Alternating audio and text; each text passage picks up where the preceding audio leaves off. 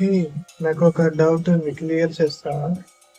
రామాయణం ఎప్పుడు జరిగింది? అయితే రామాయణం వచ్చేసి నీలేష్ ప్రకారం 14,000 సంవత్సరాల ముందు జరిగిందని చెప్పాడు. అది కూడా ఆస్ట్రానామికల్ డేటా ప్రకారం, క్రోనాలజికల్ డేటా ప్రకారం. అయితే ఇదంతా సైంటిఫికల్ గా. అయితే ఇప్పుడు మనం ట్రెడిషనల్ గా చూసుకున్నట్టయితే రామాయణం జరిగింది ఇప్పుడు కలియుగం మనకి 4,32,000 సంవత్సరాలు ఉంటుంది. అయితే కలియుగం స్టార్ట్ అయ్యి ఇప్పటి వరకు 5,000 సంవత్సరాలు అవుతుంది. రామాయణం త్రేతాయుగం ఎండింగ్ లో జరిగింది అనుకుంటే ద్వాపర యుగం 8,64,000 సంవత్సరాలు. అంటే దాంట్లో ఇంకా 5,000 సంవత్సరాలు వేసుకుంటే 8,69,000 సంవత్సరాలు. అవునా? అయితే రామాయణం నిజంగానే జరిగిందని ప్రూఫ్స్ ఏంటి? అయితే రామాయణం జరిగి 9 లక్షల సంవత్సరాలు మ్యాక్సిమం తీసుకుంటే అప్పట్లో ఏమేమి జీవరాశులు ఉండేవో కొంచెం సైంటిఫికల్ గా రీసెర్చ్ చేస్తాడు. అదేంటి అంటే బేర్స్, జాంబవంతుడిగా వచ్చేసి జాంబవంతుడు ఇలాంటి ఎల్లి యాన్సిస్టర్స్ ఇక్కడ ఉన్నాయి.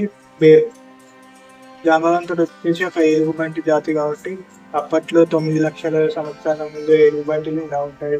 అయితే ఇది ఒకటి ప్రూఫ్. అయితే నెక్స్ట్ ప్రూఫ్ వచ్చేసి వానరు. పరిశోధకులు ఏం చెప్తున్నారంటే హామినిన్స్ అయిన ఆస్ట్రేలియోపిథెకస్ ఆఫ్రికనిస్ అనే జాతులు ఎలా ఉండేవో సేమ్ ఇలా అలానే ఎర్లీ హామినిన్స్ అంటే హ్యూమన్స్ కి మొదటి స్టేజ్ అనమాట. అయితే అలాగా ఈ పారాడోలికోపిథెకస్ అనే జాతి ఉండేదంట అప్పట్లో. అయితే ఇది ఐదాలు పట్టుకుంటుండేనంట, కమ్యూనికేషన్ కూడా చేస్తుండేనంట. అయితే పరిశోధకులు ఏం చేశారంటే దీనిపైన పరిశోధన చేసినప్పుడు ఏం తెలిసిందంటే వీటి జాయింట్స్ అనేవి చాలా స్ట్రాంగ్ మజిల్ బిల్డ్ అయ్యి ఇంకా స్ట్రాంగ్ ఉంటాయంట. దాదాపు 5 ఫీట్లు ఉంటాయంట హైట్లో.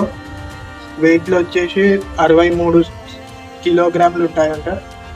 అయితే దీని ప్రకారం చూసుకుంటే ఈ స్పీసీస్ ప్రకారం చూసుకుంటే ఇది 2 లెగ్స్ తోటి గిట్ట నించోగలగదు, ఇంకా ఆయుధాలు పట్టుకోగలదు. అయితే దీని ఆధారం ప్రకారం చూసుకుంటే అప్పట్లో వానరులు ఉంటారని తెలుస్తుంది. వీటికి ఇంకా తోకలు కూడా ఉంటాయంట. అయితే ఈ పారాడోలికోపెథికస్ వచ్చేసి ఆస్ట్రేలియోపెథికస్ ఆఫ్రికనిస్ అనే జాతికి ఎర్లీ హామినిన్స్ కి సిమిలర్ గా ఉంటుంది. అంటే హ్యూమన్స్ ఒక ఎర్లీ స్టేజ్ అన్నమాట. ఇది కూడా కోతి జాతి కాబట్టి అప్పట్లో ఆస్ట్రేలియోపెథికస్ కానీ ఈ పారాడోలికోపెథికస్ అప్పట్లో ఎక్కువ తెలివైనది ఉండొచ్చు. ఇంకా ఇది కమ్యూనికేషన్స్ కి వీటది చేయొచ్చు అని చెప్తున్నారు. సేమ్ ఆస్ట్రేలియోపెథికస్ లాగానే 2 కాళ్ళతో నిలబడగలవు. వీటికి తోకలు కూడా ఉంటాయి. ఇవి చేతిలో ఆయుధాలు కూడా పట్టుకుంటాయి, ఆయుధాలు కూడా తయారు చేసుకుంటాయి. ఇవి వచ్చేసి దగ్గర ఒక 2 మిలియన్ to 1 మిలియన్ ఇయర్స్ నుంచి ఉన్నాయని చెప్తున్నారు.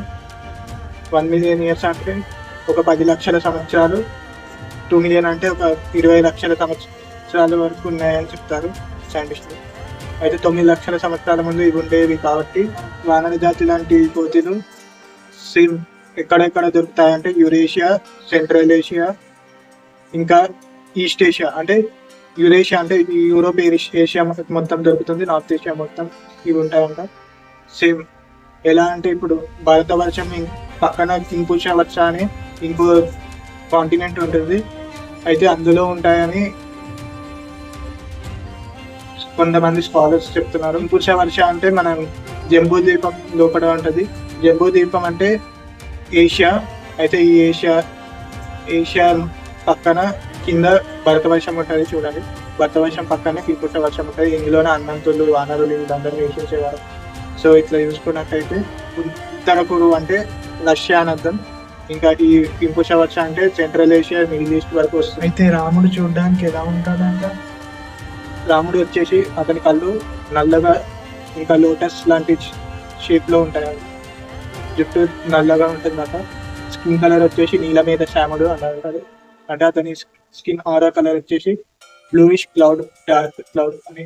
అతను చూడడానికి ఒక అథ్లెట్ లెక్క ఉంటాడు. మొత్తం మస్కులర్ బాడీ, ఇంకా వైట్ షోల్డర్స్, ఇంకా అతని చేతులు వచ్చేసి నీస్ వరకు టచ్ అవుతాయంట.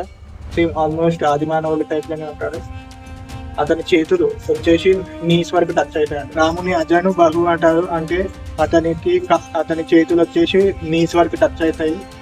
అలా అయితే లక్ష్మణుడు సీతమాత అయితే అలాగే ఉంటుండొచ్చు అని చెప్తున్నారు. కానీ అంటే లక్ష్మణ సీతాల గురించి అయితే చెప్పలేదు, కానీ రాముడు అయితే ఇలా ఉంటాడని చెప్తున్నారు.